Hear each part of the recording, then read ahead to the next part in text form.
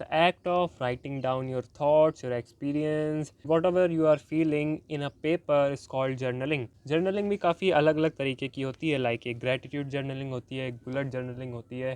खैर, तुम्हें इतना डीप में नहीं जाना है। What are the benefits of journaling? जिन लोग को नहीं पता, मैं पिछले साल 19 जनवरी 2024 से जर्नलिंग लिखना स्टार्ट किया था। पढ़ना तो मेरा थोड़ा सा पढ़ चुका है, लेकिन मैं 1 साल से जर्नलिंग कर रहा हूँ। 1 साल से ऊपर हो गया, लगातार नहीं, हर दिन नहीं। स्टार्टिंग में रेगुलर की, फिर थोड़ी छूट गई, फिर रेगुलर की, फिर अब बीच बीच में हो जाती है। व्हाट आई एम सेइंग इस कि जर्नलिंग से बेनिफिट्स क्या होते हैं। पहले नॉलेज वाले बेनिफिट्स, जो इंटरनेट से बेनिफिट्स मैंने निकाले उनकी बाद में बात करेंगे। पर्सनल मेरे को एक्सपीरियंस, मतलब मेरे को क्या बेनिफिट्स लगे। सो देखो यार, जब तुम जर्नलिंग करते हो तो तुम्हारे साथ जितने भी कुछ प्रॉब्लम्स चल रही होती है वो तुम अपने पेपर पे लिखते हो। और फिर होता क्या है कि जब तुम उस प्रॉब्लम से निकल के आ जाते हो, तब तुम्हें देख के लगता है यार कि वाह, किस सिचुएशन से हम लोग निकल के आए हैं। एक तो ये हो गई ये चीज़। दूसरी चीज़ हो गई कि तुम मेमोरीज बनाते हो। लाइक मैंने ऐसे कुछ पास में इंसिडेंट्स हुए थे जो मैंने उसमें लिख रखे थे। आज मैं उन इंसिडेंट्स को, यानी कि उन पन्नों को देखता हूँ तो याद आते हैं कि अरे यार, ऐसे भी दिन थे। अरे वो तो मेमोरीज की बात होती है यार। और फिर तुम्हें उससे कॉन्फिडेंस मिलता है कि तुम क्या समझ रहे थे कि कैसे क्या हो जाएगा, लेकिन वैसा कुछ हुआ नहीं। तो तुम्हें एक उम्मीद नज़र आती है कि आगे भी कुछ होगा। जैसे कि पहले हम लोगों ने पेपर में, जैसे कि पहले मैंने पेपर में लिख रखा था कि मेरा ऐसे थोड़ा डाउनफॉल जाने वाला है, लेकिन वो इतना डाउनफॉल नहीं गया, थोड़ा सा ऊपर ही गया। तो मैंने कहा नहीं यार, इतना भी कुछ बुरा नहीं हुआ, एट द एंड कुछ ठीक ही हो जाता है। तो एक होप क्रिएट हो जाती है आगे के लिए कि इतना बुरा तो कुछ नहीं होगा। अब बात करते हैं कि जर्नलिंग से मेन फ़ायदा क्या होता है। तो इंटरनेट पे जो फ़ायदे पड़े हैं उनसे अलग मैंने एक नया आइडिया निकाला है जो मेरा पर्सनल है। पर्सनल तो नहीं है, लेकिन क्या पता कोई और ट्राई कर रहा हो।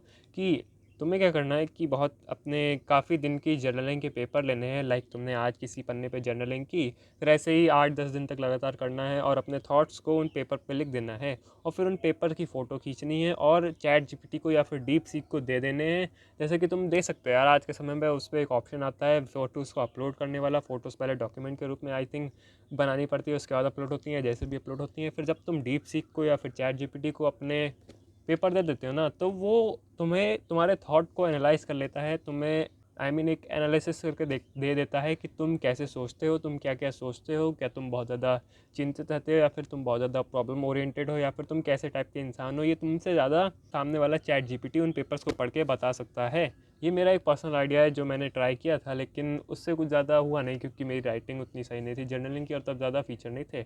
आई होप कि आगे फ़ोटो ज़्यादा अपलोड करने का ऑप्शन आए तब हम लोग ये कर सकते हैं और अपने थॉट्स को एनालाइज कर सकते हैं। जर्नलिंग का एक और फ़ायदा ये होता है जो मुझे इंटरनेट से मिला, कि वो तुम्हें तुम्हारा स्ट्रेस रिलीफ करने में मदद कर देता है। लाइक मन में कोई बात भरी हुई है, अब तुम्हारे पास सामने कोई है नहीं जिससे तुम बोल के बता सको, या फिर कोई ऐसा इंसान नहीं मिला जिसे तुम समझा सको या फिर अपने मन की बात कह सको, तो तुम एक पेपर पे लिख के कह सकते हो। Like I think Anne Frank थी, या उनकी एक पोएम में लिखा था कि ऐसी कोई पोएम थी इंग्लिश की 10th या 12th की, मुझे याद नहीं ढंग से, जिसमें उन्होंने कहा था कि पेपर सबसे बढ़िया लिसनर होता है, या फिर ऐसी कोई पोएम थी, मुझे नहीं पता एनी फ्रैंक की थी किसी की थी। पेपर सबसे बढ़िया लिसनर होता है कि क्योंकि वो एकदम शांत होकर सुनता है तुम्हारी सारी बातें XYZ, बिना जज किए, बिना प्रॉब्लम का सलूशन बताए, बस वो सुनता है।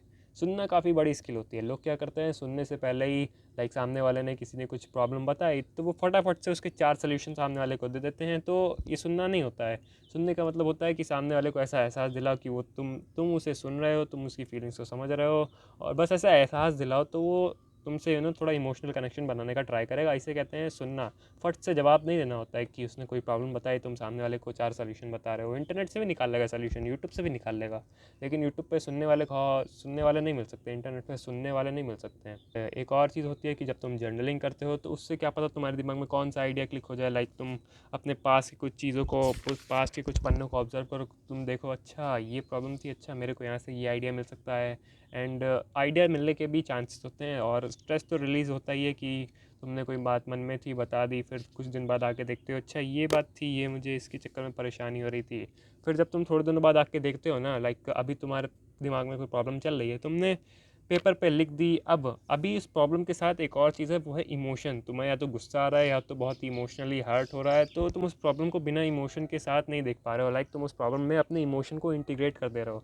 तो होगा क्या कि जब तुम 4-5 दिन बाद आओगे, जब तुम्हारा गुस्सा या तुम्हारी इमोशनल अटैचमेंट या फिर जो भी तुम्हें इमोशंस है वो थोड़े कम हो जाएंगे, तब तुम आके उस प्रॉब्लम को एनालाइज कर सकते हो लॉजिकली। एक चीज़ तो ये हो सकती है कि तुम ऐसे प्रॉब्लम को सॉल्व करो ये, या फिर तुम स्ट्रेस रिलीफ करने में मदद करती है, तुम्हें आइडियाज़ आ सकते हैं, तुम्हें प्रोडक्टिव बना सकती है, तुम्हारा कोई शेड्यूल लाइक तुम अपना कोई शेड्यूल उस पे प्लान कर सकते हो नेक्स्ट डे के लिए। ये काफ़ी बेनिफिशियल चीज़ होती है कि कल के दिन मुझे ये करना है, फिर ये करना है, फिर ऐसे करना है। अब वो नहीं कि 6 से 7 बजे तक ये करना है, 7 से 8 बजे तक ये करना है। लाइक एक छोटा सा ब्लॉग बना लो कि दोपहर तक मुझे ये करना है, फिर शाम तक मुझे ये करना है, फिर रात तक मुझे ये करना है। ये चीज़ रियल में काफ़ी बेनिफिशियल होती है।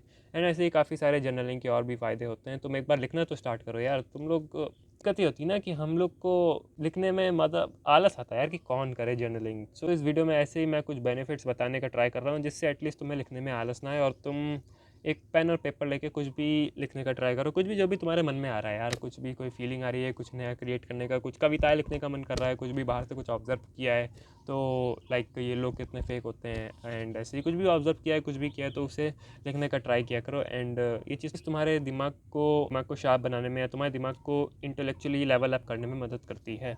बस यार that's it for today's video. जाओ जर्नलिंग करो जाके, दैट्स इट। यूट्यूब सब्सक्राइब करो ना करो, वीडियो लाइक करो ना करो, just go and start journaling, that's it.